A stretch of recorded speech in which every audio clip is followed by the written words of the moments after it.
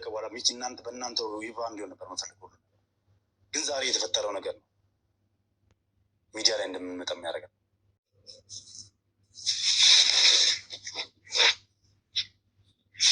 ማለት በተወሰነ መልኩ የሆነ የተመረዘ ትንሽ አስደንጋጭ ነበር። እውነት ለመናገር ለፍ ነው ብለን ነበር፣ ግን ትናንት ሌሊት የሰማነው ነገር እጅግ በጣም አስደንጋጭ ናቸው። በቃ ብሎ ነው በግድ የመጣው። አሁን በጣም የነበረበት ሁኔታ በቃ እሱንም ከመኪና ጎትቼ ነው በቃ መኪና በልቶት ነበር። እውነት ለመናገር ጭራሽ አላመ እኛ አሁን ኮሜንትም ላይ ትላንትም ከትላንት ወዲያም እየጻፋችሁት ያለው ኮሜንት ላይ እኔ የፈለገ ነገር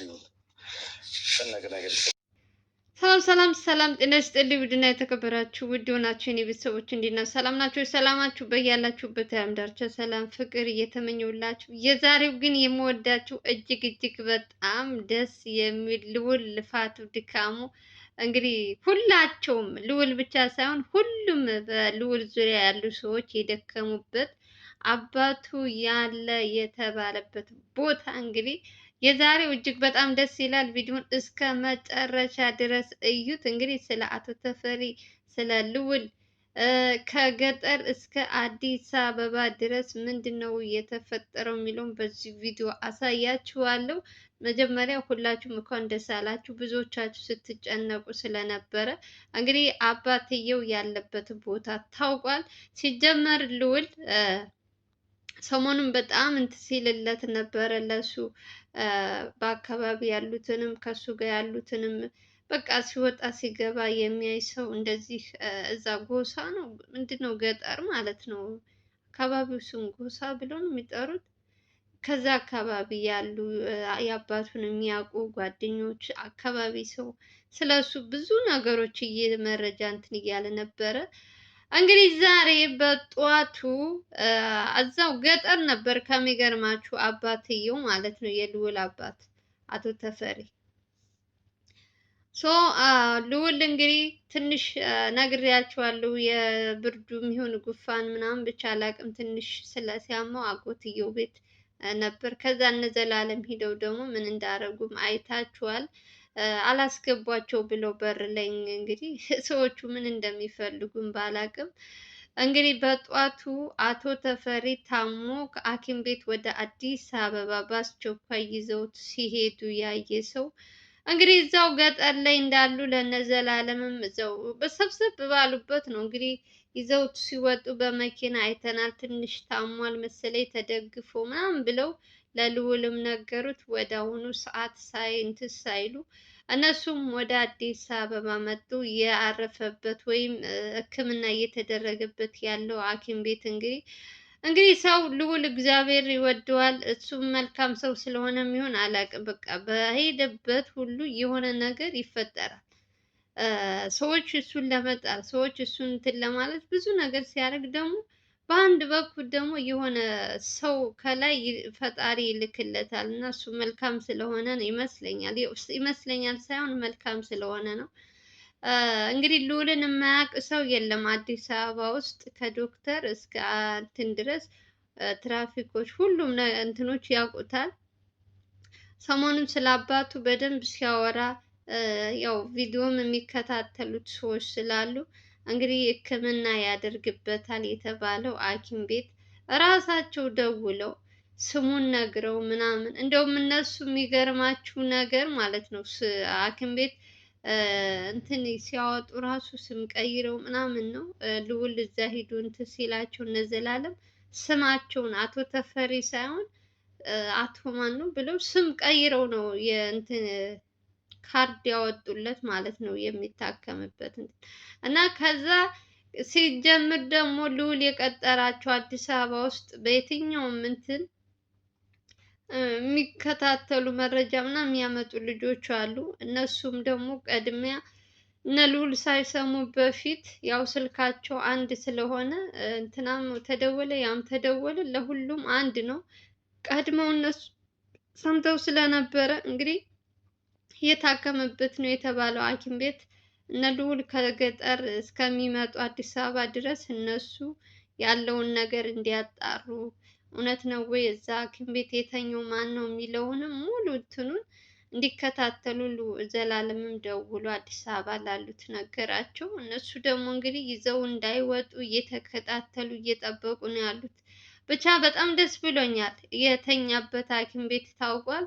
የልዑል ሰዎች እንግዲህ ዙሪያውን እንትኑን እየጠበቁ ነው። ያው እንግዲህ እነዚህ ጥላት የተባሉት ሰውየውን በቁሙ እንትን ሊሉት የነበሩ ሰዎች ኦሬዲ በጣም ተጨንቆና ታፍኖ እንዳለ ነው የምነግራችሁ፣ የልዑል አባት ማለት ነው።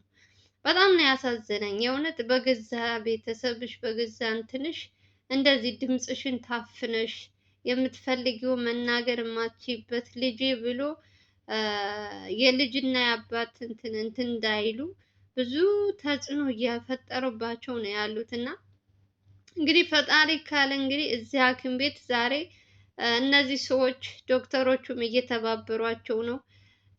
አላቅም ገንዘብ አንዳንድ ጊዜ ምንድን ነው ገንዘብ እንደ እንትን ነገር ነው የሚያደርገን። እኔ ፈጣሪ ሆይ ቅር ይበለና ለምንድን አላቅም። አሁን ደግሞ እኔ ሁሉንም ዶክተር ወይም ሁሉንም እንትን አይደለም እዚህ ጋር እንትን መውቀስ የምፈልገው። አንዳንድ ሰዎች ደግሞ በትንሽ ጥቃቅን አነስተኛ የሰው ህይወት ማትረፍ ሲችሉ በትንሽዬ ብር ደግሞ ሰውን ያስመልጣሉ ምናምን። እንደዚህ አይነት ነገሮች ደግሞ ልዑል ላይ ብቻ ሳይሆን ማናቸውም ሐኪም ቤት ሲገቡ እንደዚህ አይነት ነገሮች ይፈጠራሉ። ልክ እንደ አበበ ታስታውሳላችሁ፣ ሐኪም ቤት ብሎ በመስኮት አንዴ በመስኮት አንዴ የሐኪም የዶክተሮች ልብስ ጋውን ለብሶ ብዙ ነገሮች እያየን ነበረ። እንግዲህ የልዑልንም አባት እንግዲህ እንደዛ አድርገው እንዳያስመልጡት እንግዲህ ሁላችሁም በጸሎታችሁ አስቡ። እንግዲህ እነሱ በተቻላቸው አቅም እነሱ እነ ዘላለም እዛ እስከሚደርሱ ድረስ ተብሎ የእሱ ልጆችም እንግዲህ ሐኪም ቤት እየጠበቁ ነው ያሉት ማለት ነው።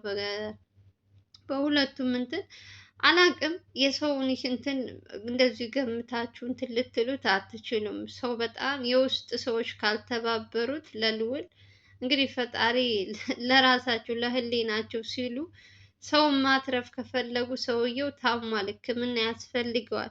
ከዚህ በፊትም ታሟል እያሉ እንደዚህ አንዴ አዲስ አበባ ሲያስጨንቋቸው ወደ ገጠር ወሰዷቸው። ለምን የሚፈልጉ የልዑል ሰዎች በጣም እንትን ሲሏቸው አክስትየዋ ቤትም ይኖራል እዛ የዚችኛዋም ጋር ሁላቸውም በጣም አስመሳይ ናቸው። የሚገርማችሁ ነገር ሁሉም ያውቃሉ እሱ ያለበት፣ ግን ልዑል ጋር ሲቀርቡ የምታያቸው ግን እሱ እንደዚህ አድርጎ ነው እንትን ያለው እንደዚህ አድርጎ ምናምን እያሉ ልዑል በአባቱን እንዲጠላ እንዲወድ ሳይሆን እንዲጠላ እያደረጉት ነው ያሉት። እና ልዑል ደግሞ ያው መልካም ሰው ነው ታውቃላችሁ አይደለም። አባቴ ነው ብሎ ካመነበት የፈለገው የውሸት እንትን ሊያሳምነው አይችልም። እውነት ሁልጊዜም እውነት ናት፣ ታሸንፋለች። እነሱ በውሸት ዓለም የተሞሉ ሰዎች ስለሆኑ ሁልጊዜም ከኋላ ነው የሚቀሩት። የዚህ ሴትዮ ነገር በጣም ሲያስጨንቀኝ ምን ላይ ሆነ ምን እንትን አለ እያልኩኝ ስለ አክስቱ ሳጣራ ኧረ አባቱ እኮ እንደዚህ ብሎ አዲስ አበባ ታሞ አዲስ አበባ ሐኪም ቤት ገብታ ሲሉ የእውነት ደስ ብሎኛል። መታመሙ ደስ ባይለኝም መገኘቱ ግን ቢያንስ ያለበት ቦታ መታወቁ እግዚአብሔር ይመስገን። ከዚህ በላይ ደስታ የለም።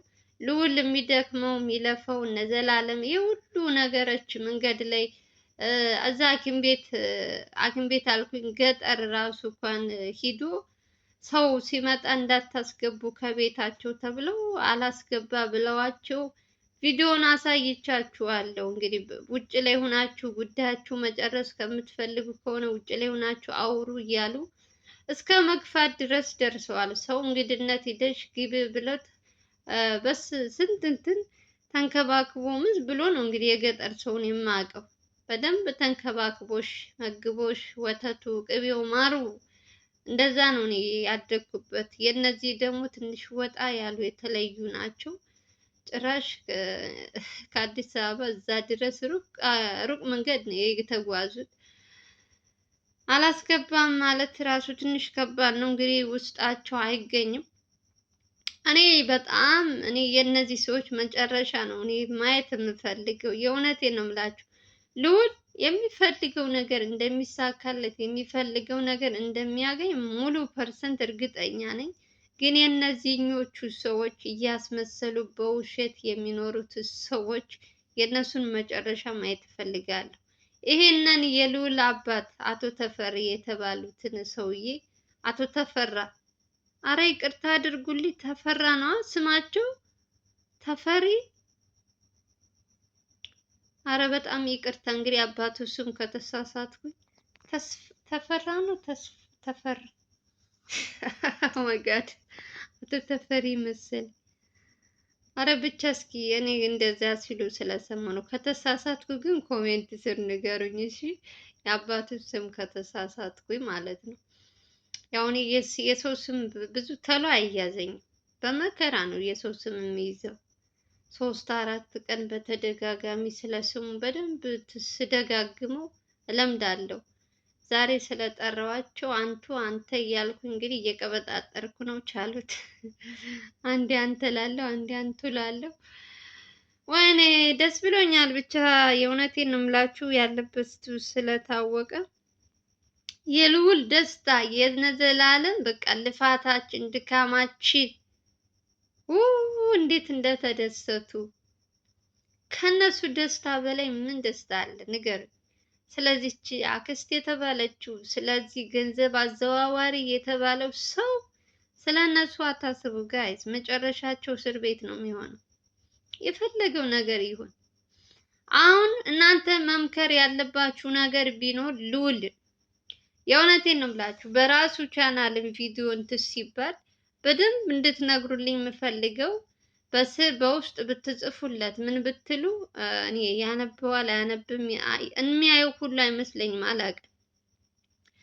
ዘመድ ቤት ሂዶ ማደር፣ ዘመድ ቤት ሂዶ መብላት መጠጣት በፍጹም ማቆም ካለበት ነገር ሁሉ እንደው እንድትመክሩልኝ እንድትጽፉለት የምላችሁ እኔ እንደ መልእክት የማስተላልፈው ነገር ይሄን ነገር ንገሩት። በቃ ልዑል የሚሰማችሁ ከሆነ በተለይ እናንተ ኮሜንት የምትጽፉ ሰዎች አንድ ባንድ የእናንተን እንትን ያነባል፣ አንድ ባንድ ይሰማችኋል።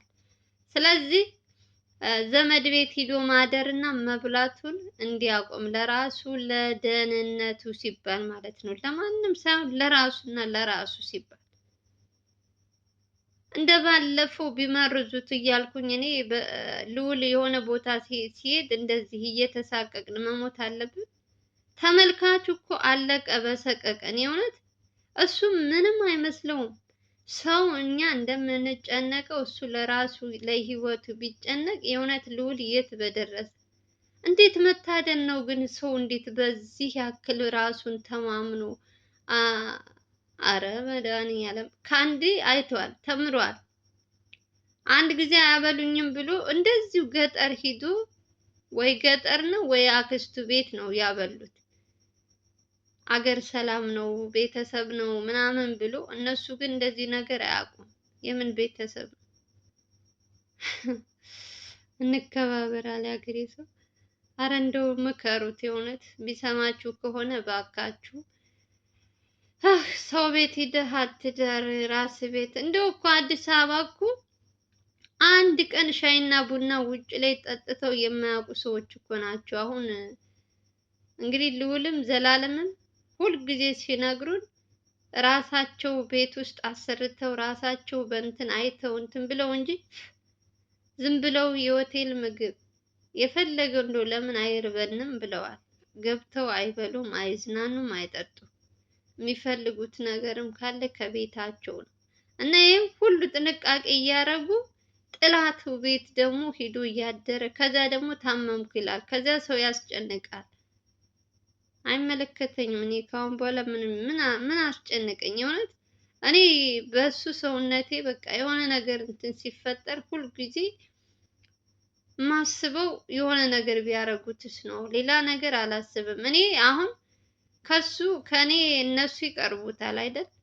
ጥሩ መልካም ሰዎች ቢሆኑ እኛ ባዳ ነን። እንደዚህ በሶሻል ሚዲያ ነው የምናውቀው። እነሱ ደግሞ የራሱ ስጋ ናቸው፣ ዘመዶቹ ናቸው። ግን ደግሞ እኛ በጣም እንጨነቃለን፣ በጣም እናስብላቸዋለን ለእነሱ ደህንነት እና ፈጣሪ ይጠብቃቸው ሁላቸውንም። በተቻላቸው አቅም ደግሞ ጥንቃቄ ማድረግ አለባቸው። መሄድ ያለባቸው ቦታ እና መሄድ የሌለባቸውን ቦታ ማወቅ አለባቸው። እኛ እንደዚህ ብለናቸው ምናምን ሳይሆን ለራሳቸው ብዙ ነገር የሚያውቁ ናቸው። ብዙ ነገር የሰሩ ልጆች ናቸው። ጀግና ናቸው። ሁሉን ነገር ማድረግ የሚችሉ ናቸው። ያሸንፋሉ። አሁንም እንግዲህ በጸሎታችሁ አስቧቸው የሞላችሁ። ለማንኛውም የአባቱ ነገር ሲያስጨንቃችሁ የነበራችሁ እንኳን ደስ አላችሁ። ያሉበት ቦታ ታውቋል። የዛሬው በጣም ደስ ብሎኛል። እኔ ራሱ ልዑል ራሱ ደስ ብሎታል። አረ ማን ደስ ያላለው ነገር አለ? ከዚህ በላይ ደስታ የለም። ለማንኛውም ቪዲዮ ከተወደዳችሁት ላይክ እና ሼር እያደረጋችሁ አዲስ ከሆናችሁ ደግሞ ሰብስክራይብ እያደረጋችሁ በሌላ ቪዲዮ እንገናኛለን። ሰላም እና ፍቅር ተመኘሁላችሁ። የምወዳችሁ ሰላማችሁ ይብዛልኝ። ባይ ባይ።